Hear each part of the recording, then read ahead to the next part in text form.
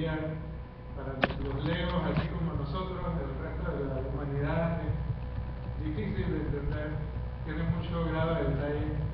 Acá en esta mesa hay expertos, igual que ahí, pero yo no me considero uno de ellos. Yo simplemente voy a hacer algunas reflexiones con respecto a la parte legal de este tema tan importante como es de las normas de calidad ambiental.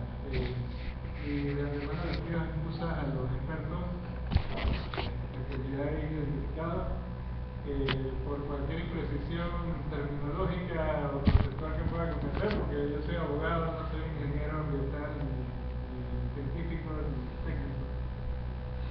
Así que, digo, nada más hago esa precisión antes de comenzar.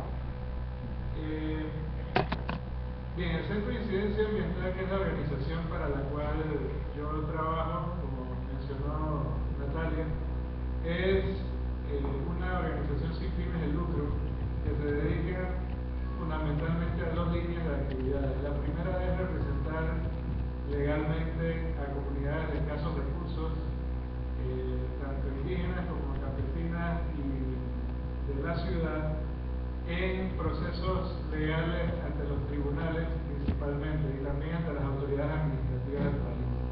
O sea que en otras palabras nosotros funcionamos con fondos internacionales, lo cual nos permite no cobrarles honorarios de abogados ni costos legales a las comunidades que buscan nuestra ayuda legal. Y eso es un tema fundamentalmente de acceso a la justicia. De otro modo, la gente no podría llegar a los tribunales por los altos costos que representan los litigios.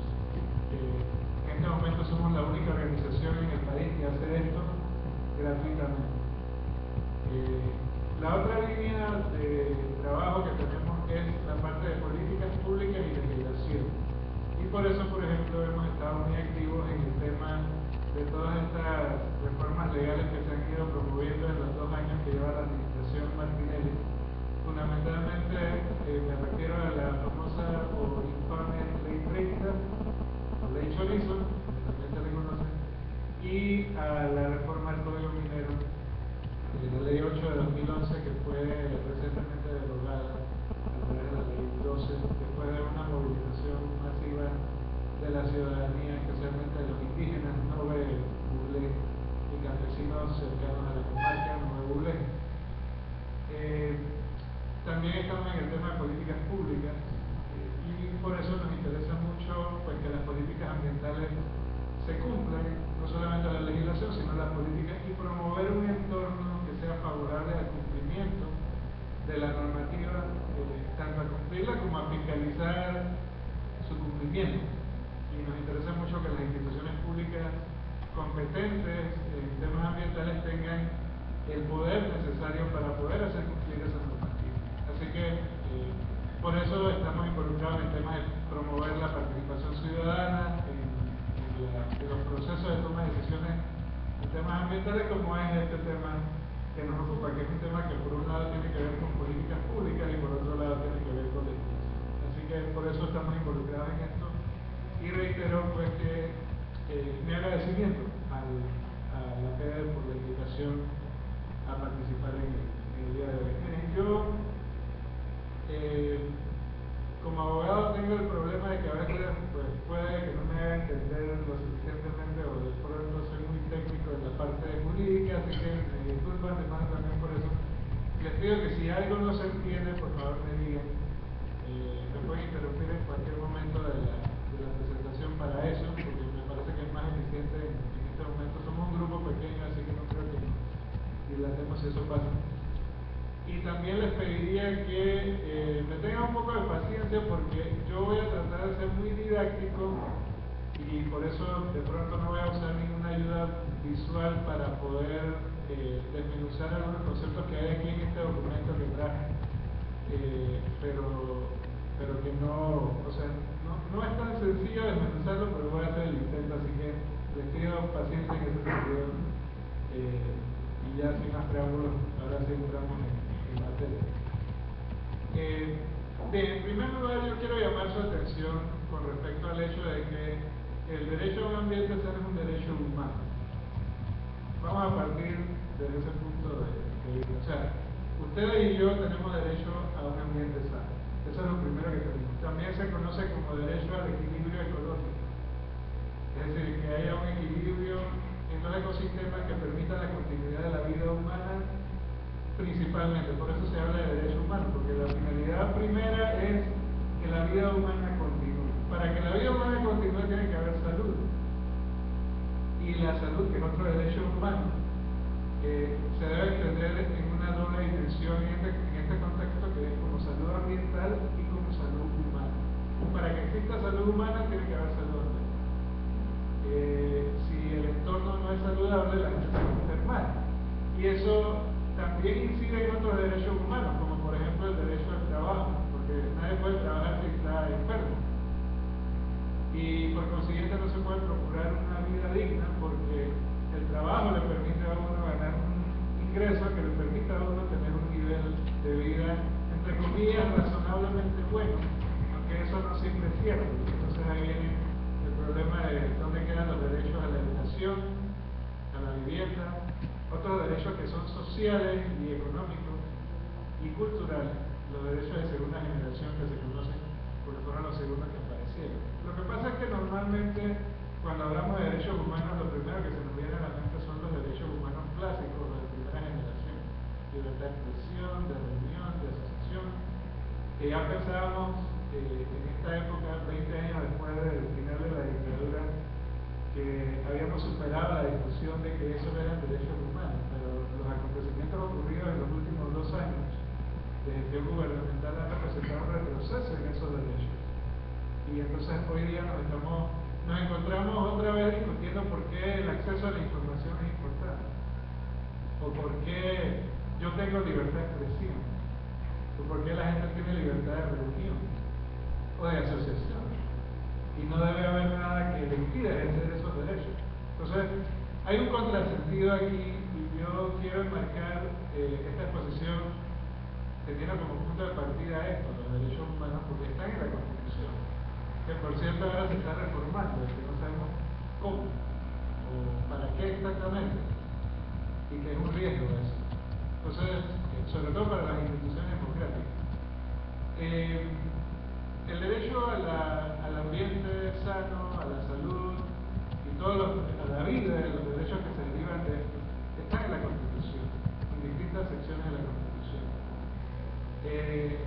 Y de hecho, en la última reforma constitucional, la del 2004, nosotros logramos incorporar un segundo párrafo en el artículo 17 de la Constitución. El artículo 17 dice que la función de los funcionarios públicos, de las autoridades públicas, es velar por la vida, honra y bienes de los asociados, de los panameños donde quiera que nos encontremos, y de los extranjeros que estén en el territorio nacional, y asegurar que estos derechos humanos sean efectivos y cumplir y hacer cumplir la Constitución y la ley. Eso es lo que dice el artículo 17. Le incluimos ahora un segundo párrafo en el 2004, en la última reforma, que dice que los derechos y garantías que aparecen en la Constitución son mínimos y no excluyen otros que se deriven de la dignidad humana. O sea que lo que está en la Constitución es mínimo y tiende a ampliarse, a universalizarse, que cada vez tengamos todos más derechos. Entonces, nos vamos ahora al plano internacional. Yo lamento mucho que los señores del MISI no estén, porque me hubiera gustado compartir esta reflexión con ellos. La función del MISI en el contexto de normatividad es una función que proviene de un tratado internacional, que son los acuerdos de Marrakech. En realidad es un conjunto de tratados internacionales muy complejo. La Gaceta Oficial donde aparecen publicados los acuerdos de Marrakech tiene muchísimas páginas. Y estos acuerdos son los que dan origen a la OMC, la Organización Mundial del Comercio. La OMC establece en el GATT, que es el acuerdo central de los acuerdos de Marrakech,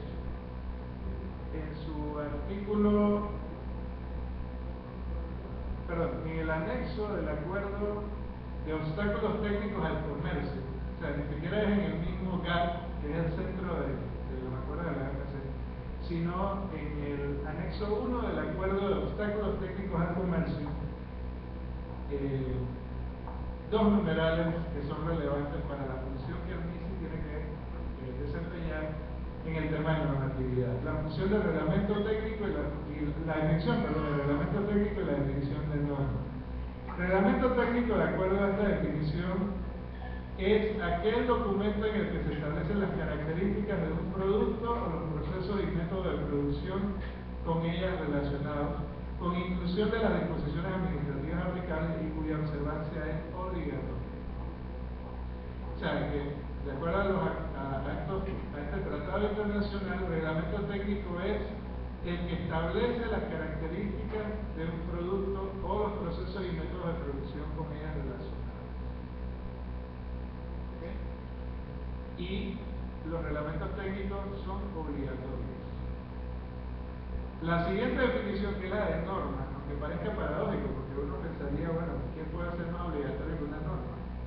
Resulta ser que las normas no son obligatorias de acuerdo a esta definición. ¿Y qué son normas? Las normas son los documentos aprobados por una institución reconocida que prevén para uso común y repetido reglas, directrices o características para los productos o procesos y métodos de producción conexos. O sea que en realidad, tanto las normas como los reglamentos técnicos son relacionados con productos, características, especificaciones de productos o los procesos productivos. ¿Tiene esto alguna relación con normas de calidad ambiental? La respuesta es no. Y por consiguiente, partiendo de la base de que la DGENTI es la Dirección General de Normas y Tecnología Industrial del MISI, es la entidad que se encarga de publicar normas y reglamentos técnicos, por un lado, o sea, servir como punto focal para efectos de que los demás países conozcan cuál es la normatividad que rige aquí en Panamá. Eso no les da competencia a ellos para emitir normas de calidad ambiental. O sea, eso les da competencia a ellos para aprobar reglamentos técnicos sobre, y ustedes probablemente los conozcan mejor que yo, sobre características de productos o servicios, para que se conozcan, darle la debida publicidad y para homologar o unificar la forma en la que esos productos y servicios son producidos o brindados a la sociedad. Pero eso no quiere decir que la Dirección General de Normas y Tecnología Industrial sea la entidad competente para emitir normas de calidad ambiental. Eso por un lado. Por otro lado, ¿quién es la entidad competente de acuerdo a la legislación panameña para emitir normas de calidad ambiental? La Autoridad Nacional del Ambiente. Y eso está en la Ley 41 del 98, que es la Ley General del Ambiente. Y está en su reglamento de normas de calidad ambiental, que es el Decreto Ejecutivo 57 de 2000, que hasta ahora pues no ha sufrido ninguna modificación desde que fue aprobado y que establece cuál es el procedimiento para elaborar esas normas de calidad ambiental. O sea que en otras palabras, y el mismo reglamento lo establece y la ley también lo establece, la Ley General de Ambiente, la función de aprobar normas de calidad ambiental es de la NAM y no es del MISI. Entonces, para empezar, si un proceso, y esto reitero la solicitud de paciencia con respecto a estas cosas, estas inseguridades, la legislación